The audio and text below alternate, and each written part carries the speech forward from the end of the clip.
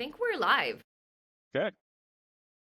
Awesome. Okay, so this is exciting. Thank you so much for jumping on, Michael, on a Friday, giving us your time of day. How's your Friday going so far? Or how has your week been? My week's been crazy. My Friday's going better. I had some Okay. time to walk the dog today, so that helped put my mind at ease a little bit. That's nice. That's nice. Yeah, ours is gonna start barking at around 2 because we take him to the dog park every day, and Yeah. he's a lab and he wants to run and get his energy out, and if he doesn't, then he wreaks havoc on the entire house. So we're hoping that he'll delay it to 2:30 today. We have some stuff to do, but we'll see. We'll see. Why'd you say your week was crazy? Were there blunders or breakthroughs? Um, yeah, there were blunders and breakthroughs. I think you can't really have a breakthrough without a blunder. So if you're I not, like that. if you're not like failing, I feel like you're not really trying anything. You're not really growing. If everything just goes smooth sailing, I feel like your bar isn't high enough.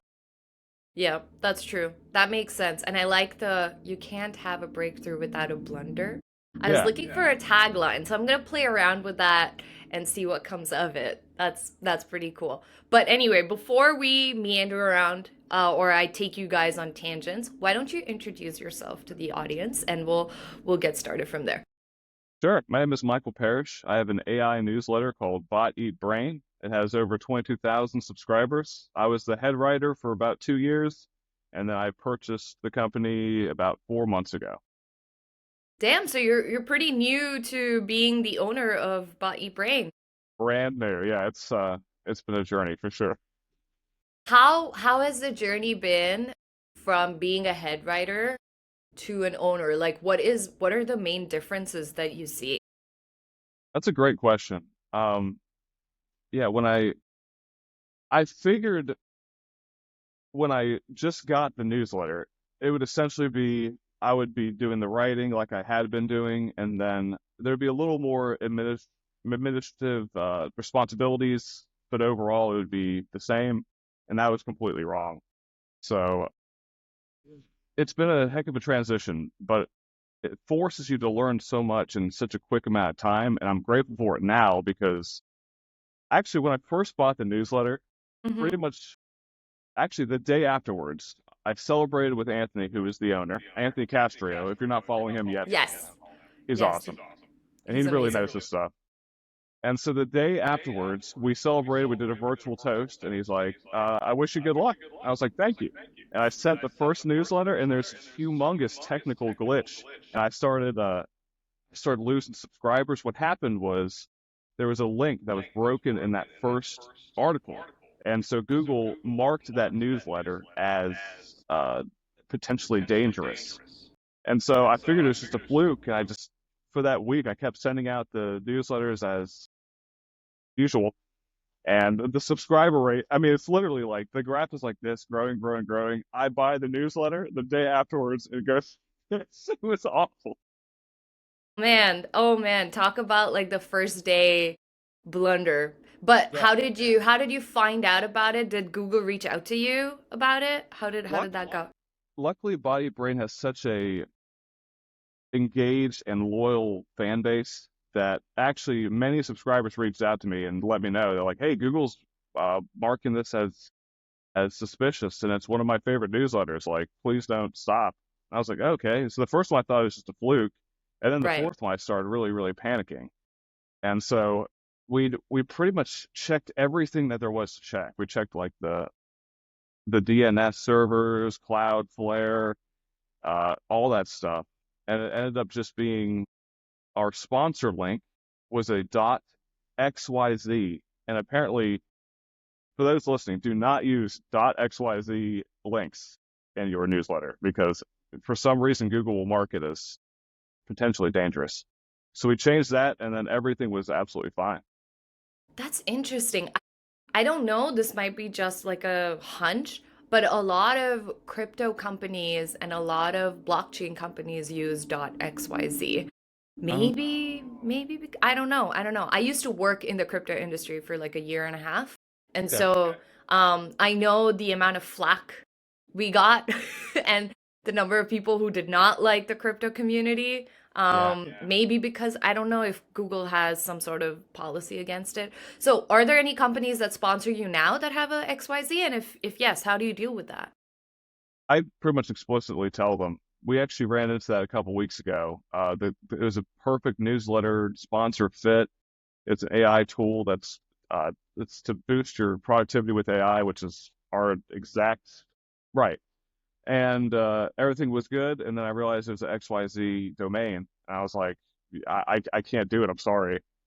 And they were disappointed. But then 3 days later, they said we changed our domain to .ai. Would that work? I was like, yeah, that's perfect. That actually should work better for you too. So it was a That's win-win. awesome. That's awesome. Okay, that's so audience, something to keep in mind if you do have a .xyz. Um, check if it causes issues for you, and if it does, let them know. Let your sponsors know about it. That will be good. Another thing when you were talking that stood out to me was your subscribers came to you and told you that God, we're missing out on goodness because we love this newsletter so much. How did you guys get to that point where the audience is so invested that if they don't get your newsletter, they are frantically panicking? That's a really good question. And it's probably not just one thing. With our content, we've really experimented a lot with what works and what doesn't work. And I think that's just essential for not just newsletters, any sort of business. You have to take risks, you have to pay the consequences, and you really have to study the data. The data will tell you so much, and it's usually what you think will work doesn't work. And what you want to work, like what you really want in your heart to work, that's usually what doesn't work. It's usually like the tried and true stuff. So Yep. really look at your data. That's been one of my biggest lessons. But I think it's because there's so many AI newsletters out there. There's so many technical AI tools. It's hard to really, especially with breaking AI news, because every day you have breaking AI news. And so a lot of newsletters will give you the breaking AI news just in the tone of voice that the companies release the news itself. And so what we do is we look at the news, we think, what's the simplest way to say this? What happened? What's the Mm, simplest way to say it? And then what can I do with that to immediately increase productivity in my own life? So when you read the newsletter, it's a really simple read, even though it's a remarkably technical topic. And a lot of work has gone into that. And we try to make it funny too. Like, first and foremost, you have to be excited to open you have to be excited to open the newsletter. So a couple ways we've done that is we incorporate memes. Memes are awesome. Everyone loves memes. They're not going anywhere. If you're not using memes, definitely use memes. you're A lot of losing people say out if you're not. 100%. People say that's not professional if you don't have memes. I couldn't disagree more. You know, if you can get people to laugh and have an emotional reaction, then that's really where the True. addiction comes from. Yeah. Uh, uh, we incorporate some polls too that makes it so it's like an interactive experience. It's not just a newsletter where you learn and then bounce. You know, you're actually part Yeah. of it. And then as you fill out the polls, the newsletter changes accordingly. So the subscribers are they're like it's a subscriber based newsletter. Makes sense. And I like the whole there were a couple things that I really loved there. One was your focus on data. I have follow-up questions on that. The second one was where you mentioned the things that you think will work don't work. I just remembered the posts you make where you're like, which subject line's gonna work. And I get the subject lines wrong almost like 75% of the time. And it's so baffling to me when you go like, "Oh, B didn't win, but D won." And I'm like, I could still put my money on B that B was going to win. So it's so baffling to understand what works and what doesn't work. It's a fun game, but also it kind of humbles you that you don't know shit. Like you always have to keep testing. So that's really good. Yeah, I definitely think you should, convert that into a game. I feel like a lot of people will have a lot of it. Yeah. Yeah, but going back to the data, what kind of data do you look at and how do you track it? And how frequently do you? look at trends? I look at the data every day, and mainly what I look for is new subscribers. It's very easy to look at your new subscriber list and get excited because someone has subscribed to your newsletter. Like your first 100 subscribers, you Mm, think it's a milestone. You post on Twitter, people say, "Congratulations, this is amazing. You're on an all-time high." If you look at the data, a lot of times those first 100 subscribers, they've come from uh, various different sources, and sometimes they don't open, they don't click, so they're not right. even, all they do is weigh down your email list. And in the beginning, that's not a huge deal, but when you start dealing with numbers like 22,000, you realize that there's a percentage of subscribers that really weigh you down, and then that Mm, affects your decision to make data-driven decisions because where we are now, we have a open rate of about 40%, which is excellent. And that's that awesome. was not by accident. Like if we didn't purge the subscribers like on a weekly basis, we'd Mm, probably have 50,000 subscribers, but the open rate would be like 15 to 20%.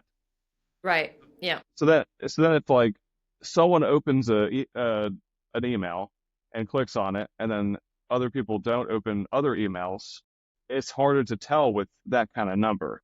Whereas now I can look at it and be like, wow, this one got a 45% open rate. This one got a 35% open rate, and that would be totally impossible without that process. So Makes figuring sense. out, and especially when you're doing paid advertisements, Mm-hmm. you need to figure out if it's worth your money. Like, and you need to as soon as possible. A lot of times you'll have a source that'll bring you subscribers for like 50 cents a piece, and that's a great rate. So you just throw money at that, and then sometimes you have a subscriber source that's like $2 a subscriber, and so Right. when you initially hear that, you're like, oh yeah, just throw money at the 50 cents. But a lot of time you get what you pay for. And so you'll look at the $2 subscribers, and they're great. They email you every time. They give you vital feedback. They click on things, which makes you more money. Your sponsors are happier because a lot of times they'll end up signing up for your sponsor. And then the 50-cent ones, they'll open one email, if that, and then they'll sit there. So Right. That makes sense. Do you track like every time someone gets subscribed, you track that, oh, this is the 50 cent one or this is a $2 one? Do you like is it down to the person as well or the email? you can get there. I I Mm-hmm. uh I tend to get really into analytics and find trends emotionally based on things that I want to work. So to avoid that, I set aside, I do it like once a week, and I really look at the analytics and Got see, it. okay, we have, or like 30 days is actually way better to do. So 30 Mm-hmm. days, like for instance, if you do Facebook ads, you can then take that data and be like, these are the subscribers from the Facebook ads. And then from there, you can kind of separate them into segments. So like these are the highly engaged Facebook ad subscribers. These are the lower engaged Facebook subscribers. And then you can kind of Mm, find the trends there. I got would it. do it. I would do it every 30 days because if you do it every day, you'll just tell yourself that you're finding trends, but that's not enough time to really Makes accurately sense. find. Makes sense. And I'm guessing it also leads to a lot of analysis paralysis sort of situation where you're spending a lot more time analyzing the data than doing stuff that collects valuable data. Absolutely. Got it. That makes sense. And also you were talking about purge, right? Like a weekly purge. What's that process look like? Do you just unsubscribe them or do you inform them before you're letting them go? Is there some sort of communication? What does that process look like? Yes, you can set up an automation where it'll show you. So what I do is I do a segmentation process. Usually within 30 days, people that have subscribed to the newsletter, regardless if it was free or paid, and then did they open any emails? If it's 0%, get them out of there. There's no. A lot of people will say you can send them an email and say, hey, we're about to unsubscribe you. If this is by mistake, click this link. But in my opinion, that's just, you got to look at the data. If someone subscribes and they open 4 of your emails, so that at that point they have a 100% open rate, the chances of them being a high quality subscriber for life is very high. And Right. the Makes sense. opposite, the opposite is true. If they never open a email, another email is not going to get them to open. And if it does get them to open, it's going to be like a sympathy open, and it's gonna bite you in the Mm, long run. Like yeah. subscribers are not free. So if you're looking at it as a vanity metric, which I think is very easy to do, you can fall into a lot of traps that way. So it would Yeah. be sexier if I said I have 50,000 subscribers and then never Yeah. looked at the open rate or the click through rate. But now I Yeah. can say like I can monetize this audience of 22,000 people. I know exactly what they're looking for. I know where in the country they're located. I know which articles resonate with them, which topics don't resonate with them, and that's far more valuable. Makes sense. Quality over quantity, and also intimately knowing your customer. Absolutely. Yep. That makes sense.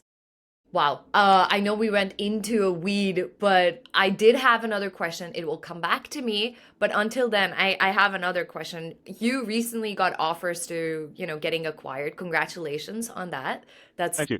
that's an amazing feeling, I'm guessing. How did you feel? How unexpected or expected was that? How was that entire experience?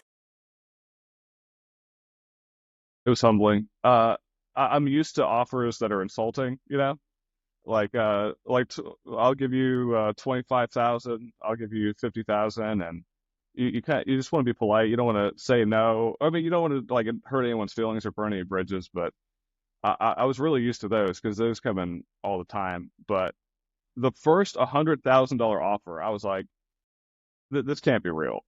And Right. then I started getting regular offers for 100,000. I was like, I mean, that's a lot of money. That you could take that money and you could do a completely new venture. If you had a solid plan, you could hire people with a vision, and I mean, it would change a lot.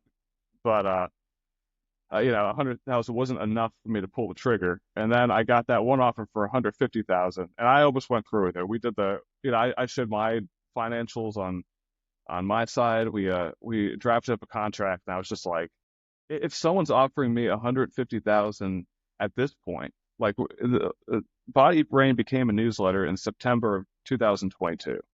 A lot of Mm, people say that the AI is in a hype period, and that certainly might be true. But I mean, hmm. look at the internet. The internet was in a lot of hype periods, and I c- can you even imagine your life without internet at this point?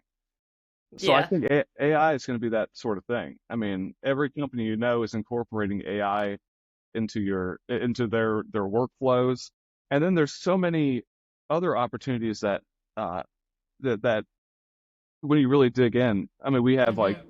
AI and create like as a creative tool, like for artists, Yes, it's amazing. Like people say AI is an art, but that's getting really hard to defend because you have that's digital true. artists that are masters of their craft, and then they use AI to create art, and then they incorporate that art into their own masterpieces.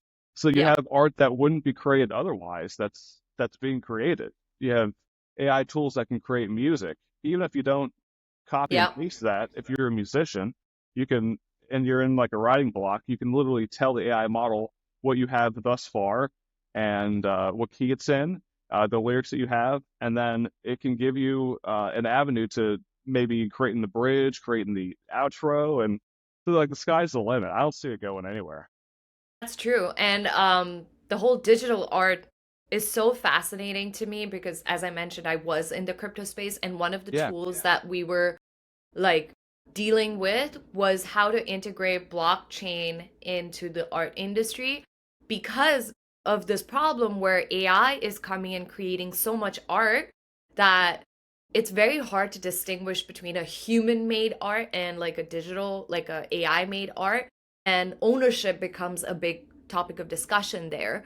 And when it was black and white, it was okay, but there were instances where artists put in a particular prompt, they got an image from AI, they took that as their source of inspiration, and then went and painted their own form of art that was inspired by this AI piece. And in that case, you're like, this is a very gray area. Like, is it AI? Is it human? If it's both, like, what's the partnership look like and who gets the rights and all of that? It's so fascinating. And I feel like law or the legal structure around the world, none of them have figured out how to give AI rights, or do they even need rights? Or, the whole particular gambit is undiscovered. No one's talking about it, but I think they should be. So there's a lot more to come in that space for sure.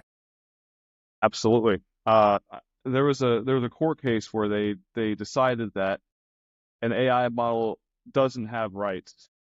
So that I remember this one. yeah, so that really opened up a lot of conversation. But now there's this bill that they're proposing in California that it's almost passed. I covered it in the Body Brain newsletter the other day, and it's Mm-hmm. interesting because it's only in California, but it's an AI safety bill.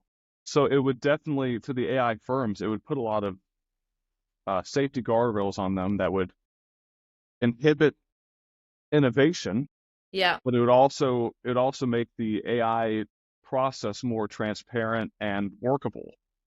But right. whether it'll work in theory is a huge topic of debate because, Yeah. like, Elon Musk was who owns an AI company and would be negatively affected by that. It's based in San Francisco. He Mm. supported the bill, which really surprised a lot of people. But now he's allegedly moving XAI to Texas, which probably is what's going to end up happening with like the main AI firms that would be affected by this bill. So we're in a very interesting period with how this will shake out in real time. That's insane. That's insane. I'm very excited to see that. I'm sorry. I know I was looking at my phone. I wasn't being distracted. Someone texted saying, I was boring you. "No, no, no. On the contrary, I just got a comment after 24 minutes saying that it's not working." We're just talking to ourselves then. Wow, okay. You want to try just doing it through X spaces then? Maybe. I don't know. I'm on speaker, you're on microphone. It says that you're speaking. I can hear you on my phone as Oh, well. It's okay. We're 24 minutes in. It's all right. It's okay. We'll work with what we have. But anyway, sorry to break us away from the conversation. Um, Bringing it back. Yes, my next question about the whole acquisition was going to be, if you did, let's say, go ahead with signing the contract and, getting that deal, how would you use that money to restart a newsletter? Because I know you were like, even if I were to start a new venture, it would be a newsletter. So how would you do it differently this time? I made a lot of mistakes the first time around with Body Brain. Uh, so I think it's painful in the moment, but in your long term, you really need to do that because you figure out what works, what doesn't work, particularly if it's things that you want to work, that you get emotionally invested in. You realize they don't work, people don't care. You got to give people what they want. So with if I was to take the $150,000 and start from scratch, I don't think I would do it by myself because that's what I'm doing right now. I'm just trying to uh, push this thing and grow it as much as I can by myself. I think 150,000 would be enough to really find contenders in the newsletter space. I would I would definitely get solid newsletter writers, Hmm. and I would try to monetize. Right now, it's a sponsorship monetization model. So right now, I have so much demand for sponsorships. It makes it so I have a daily AI newsletter, regardless of if I want to, which I'm grateful for. It's awesome. But Yeah. some people, I mean, they make great money just posting one newsletter a week. I can't do that because the sponsors are just like the demand is so high. So if I could start from scratch with $150,000, I would definitely hire solid newsletter writers. I would Mhm. monetize based on a community. So if you're viewing a newsletter as a business instead of a newsletter, this is where it gets interesting because you can then network with high level AI executives. This is Mm. applicable in any field, but for me, it would be AI. And then you could offer them some incentive to be in the community, and then you could charge for the community. So once you get Smart. 20 AI experts really engaging with each other and talking about the breaking AI news and like the tools that no one's talking about. You can then say, here's my community for $5,000 a year. You can be a part of it. You can engage with these people. Not only can you learn about AI, but you can talk to the people that are making AI, talk to the people who are making the decisions about AI, and then Hmm. that would make it so it's actually less about the newsletter itself. You obviously want to keep growing that subscriber list, but it becomes more about the community, which would be far more monetizable than just Right. monetizing based on sponsorships and clicks. So Right. That makes that's something sense. to consider. I definitely want to That's get there smart. at some point and start prioritizing that. Like right now, we have a referral program where if you refer one subscriber to the Body Brain newsletter, you get access to the Discord channel. So we've taken some steps towards that. But if you prioritize that right off the bat and you had the money to do it immediately, that would be Hmm. really something that could scale very quickly and very profitably. That's pretty cool. And I like how you focused on like the community aspect of it, because the more I see, there is this trend of really small, really specialized communities where there's so much value, and it's not a big community. Like there was a time when huge communities, Slack communities, and I think the Hustle was also one of them, Yeah, that were all the rage. And they also provided a lot of value. Like I got into the Hustle or the Trends community because they had some insane offer going on, and the value I got from it was really great. But sometimes you want to be a part of a group where they know your issues very very intimately, because they're in a very similar, it's almost like a peer group. The lines right, between the two are being blurred, and I love that, because you can then actually ask questions that are very specific to you versus generic questions that's for the entirety of the community. So I really like right. that a lot, and that's a very smart thing to do. Would you again start a newsletter about AI itself, or would you pick another topic? That's a good question. If you're starting a newsletter, first and foremost, it needs to be something you're genuinely passionate about, like thrilled about. I freaking love AI. I'm obsessed with AI. And that makes it so every day I'm thinking of like, what happened with AI today? How can I use AI to make me more money? And it's all I think about. So naturally, a newsletter about that is like a great fit.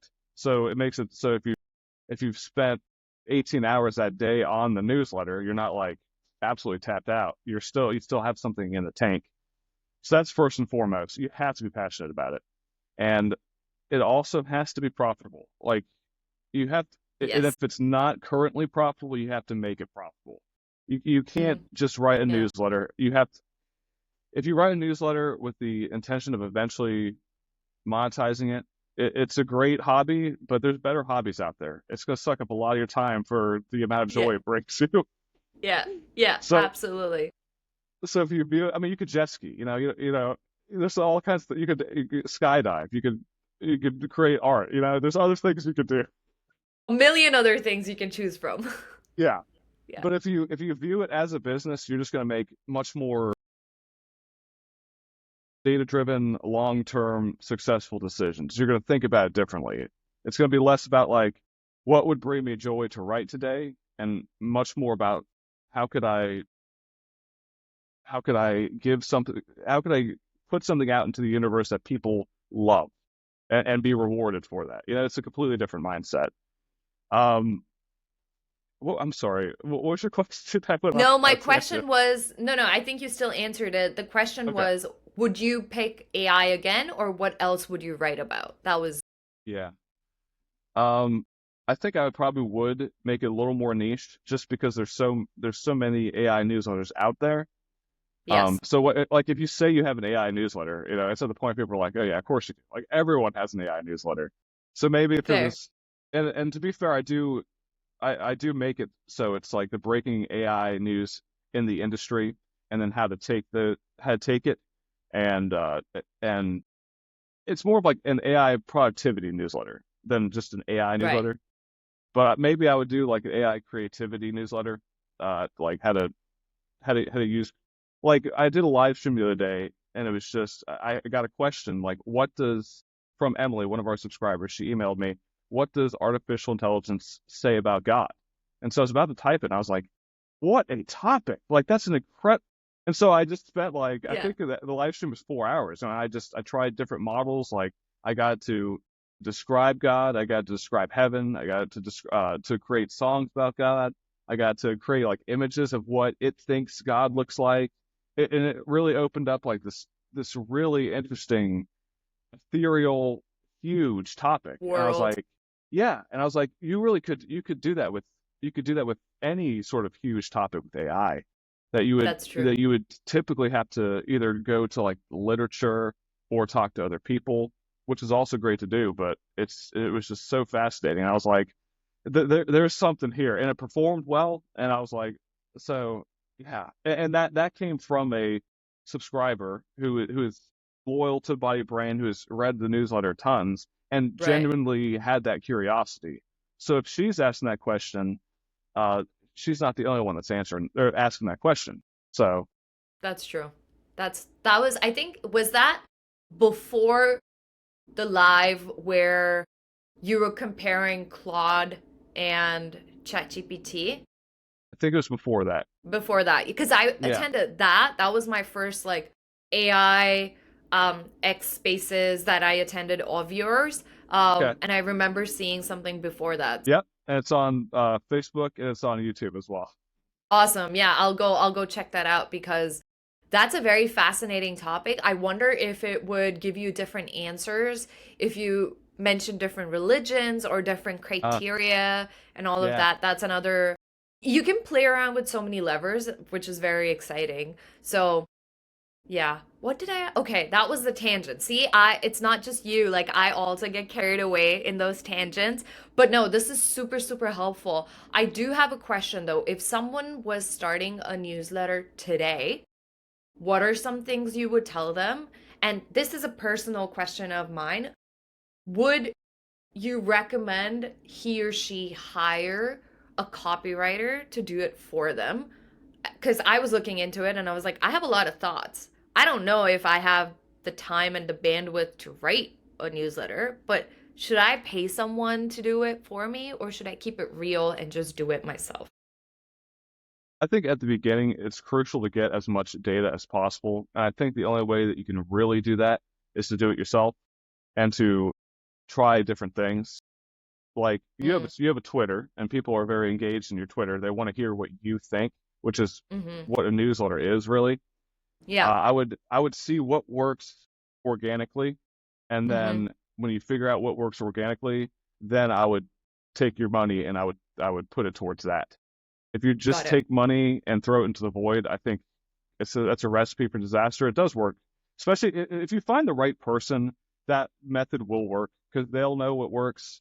But newsletters are tricky because when you're looking for a writer, a lot of times you'll get someone with like a traditional background, which is not what you want. Like someone who's worked for like a big media company, uh, like a big media journalism company, and on paper Mm-hmm. that sounds great, but then in reality, they uh, they write in a way that's not journalistic and it doesn't align to your specific brand, your Yeah. specific message, and you realize pretty quickly that it would be harder to have them unlearn all of that than it would be Yeah. to just start from scratch. So That makes sense.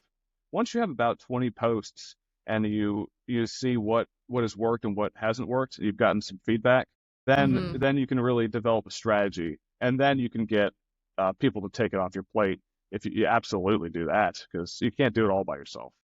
Right. That makes sense. And also, like, what are the five things or like three things that I can expect to learn from the process? And also five unexpected things that I can learn. Or let's switch the question. What were the three things that you knew you would get better at if you were to like, take on an entire newsletter and become the owner? And what were the three skills that you did not think in the wildest dreams that you would have to sharpen in order to make this thing work and be successful?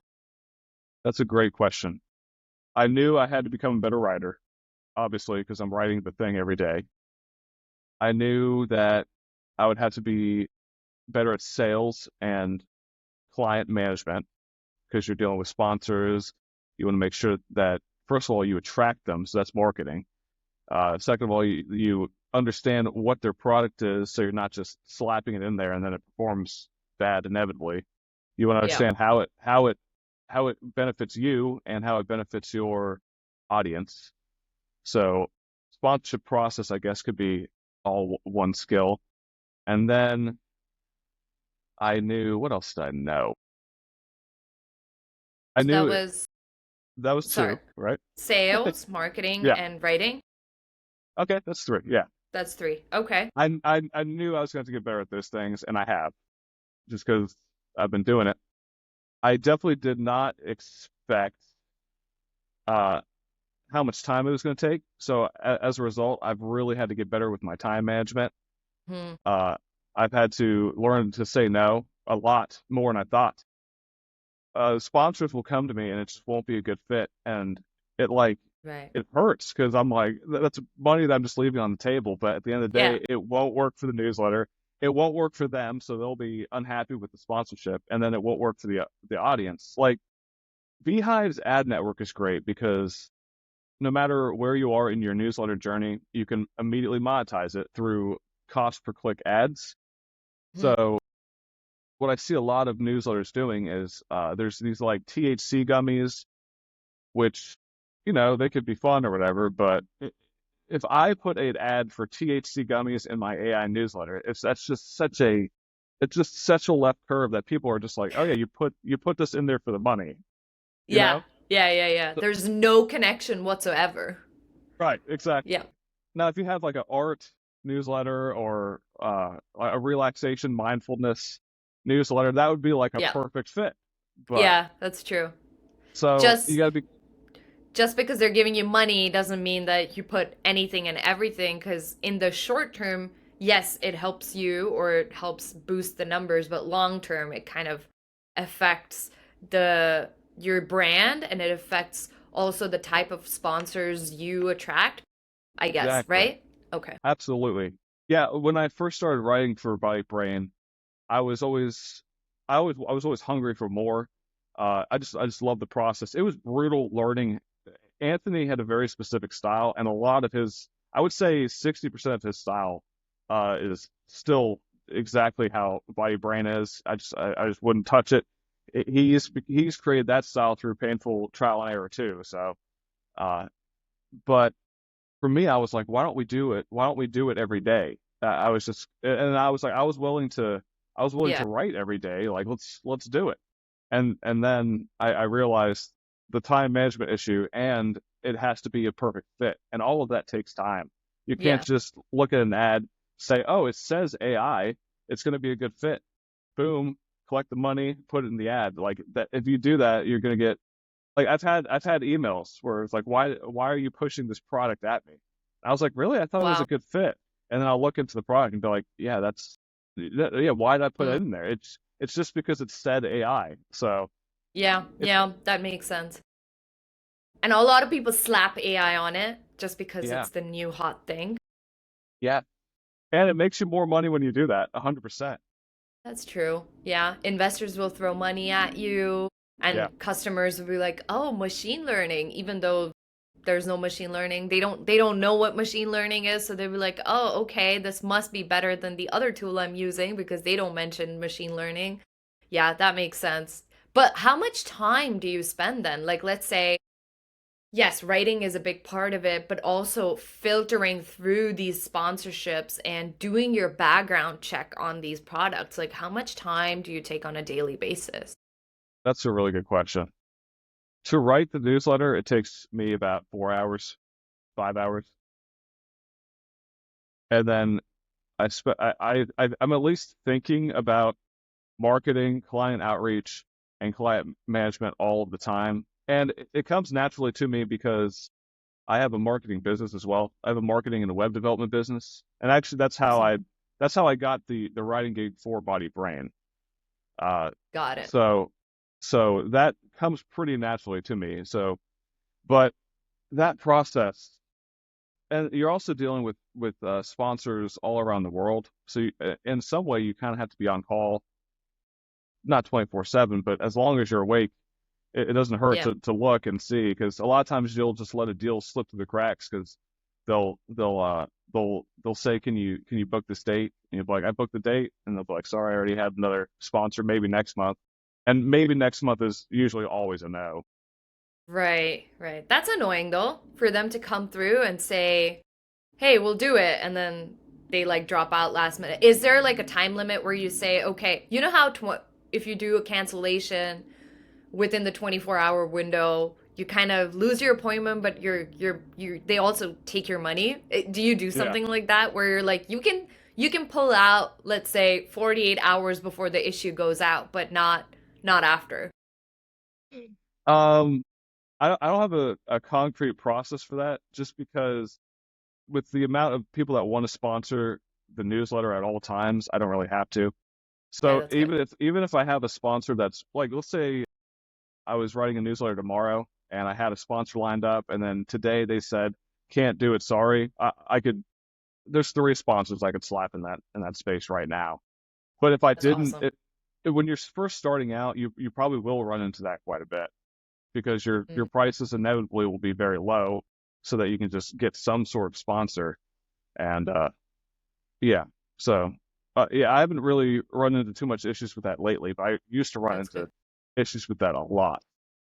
Well, that's a good place to be then. Like even if they cancel out, you're like, "Oh, okay, I have people who are, ready to put their ad in or sponsorship in." So that's a great Yeah, spot to be. That shows how amazing your newsletter is. The audience is engaged, the sponsors are like lined up waiting for a spot. That's awesome. Do you also plan to put some music into your Beehive newsletter now that there's the audio feature in it? a lot of people have actually asked me that. They want me to put my own music into it. I haven't done anything like that yet, but Yeah. I think what would be really interesting, and Beehive recently released this feature, is that they partnered with 11 Labs, which is a AI Yep. vocals company. Mm-hmm. So you push a button and it essentially reads the whole newsletter to you. So you can like take a walk, or if you're working, you don't have to give it your 100% attention. You can just push play and then keep doing what you're doing. I think that's fascinating. Unfortunately, It I is. haven't been able to get the thing to work on my end, and I've been Mm-hmm. back and forth with Beehive support for like a month now. So yeah, Hopefully soon. yeah, hopefully. I see other newsletters that are able to do it. Maybe it's just because I have so many, I don't know, graphics, or I don't know. So Okay. I'm excited to try that out though, because that would be good for me too. Because instead of just visually editing and writing, I could also have it play back and be like, that could have been worded a little better. And Yeah. then maybe I already said that this isn't necessary. And I'm definitely an auditory learner, and I've had to force to be a visual learner, like with like Yeah. coding and stuff. You can't have like the coding read to you. So Yeah, yeah, that makes sense. And I also feel like, let me get back to that point, is I think if you were to include your own music, it would be so sick. It would be so dope. Like I think that would be amazing. I think you should do it. Um, I'm no one to give you advice, but I think it would be great. And the second one that I was gonna say is because of the audio feature, I think you will also be able to tell what reads better or what sounds better and what's more engaging. Because when I'm reading things in my head, I'm like, oh, this is great. But when I post it and I come back to it and I read it, I'm like, oh shit, this does not read well. Or when I give it to my husband, I'm like, can you read it? And he reads it and I'm like, oh, I did not want it to sound like that. So it's good to hear it and you be able to edit the copy accordingly. 100%. Usually my editing process is I just kind of, when I write, I kind of know, I like, I'll take an AI topic. This is clearly big news. I need to cover this, and I'll Hmm. see how like other newsletters and other news sources are covering it. Hmm. And a lot of times it's either to sell whatever's breaking news. It's it's either just like the tone of voice of what the company said in their press release, which you don't want to just copy and paste, because then it just sells the product, and you're just pandering to the company without any like knowledge of like what it can do. because it just came out. So I'll do that and I'll formulate like my opinion about it, and then I'll just write it without thinking, and then I'll get away from it, and then pretty much the main part of the writing is just getting rid of what is unnecessary. You know, like you could say something in 3 words that yeah, you end up having you have like a paragraph, and you're like, this is unnecessary. I could say this in a sentence. Yeah. And then you have a Yeah. sentence. This is unnecessary. I could say it in 4 words. And so that, yeah. So having the ability to read it back to you would be really great for that. Yeah, I struggle with that. I write sentences, I speak in long sentences, and then I realize I could have said this in 30 seconds. So I feel you. I definitely need to work on that. But anyway, I think that's all the questions I had for today. I hope No, you not at liked all. the conversation as much as I did. I thoroughly enjoyed this. Awesome. That's great. Any closing thoughts, any 2 cents for the people who will watch this video later? Subscribe to Body Brand if you haven't already. Go to bodybrand.com. Yes, There will please be do a that. call to action to subscribe. We put a lot of work into it. Audience, please go subscribe to Bot Eat Brain and also Michael Parrish. He puts out these great tweets where you get to choose or put your money on which subject line is going to perform the best, and also puts up great concerts and lives. So please go subscribe to both those things. I will include the links down below. But until next time, this was wonderful. Thank you so much, Michael. Well, thanks, Awesome. Martha. I Thank appreciate you it. so much. Yeah, have a great day. Bye. You too.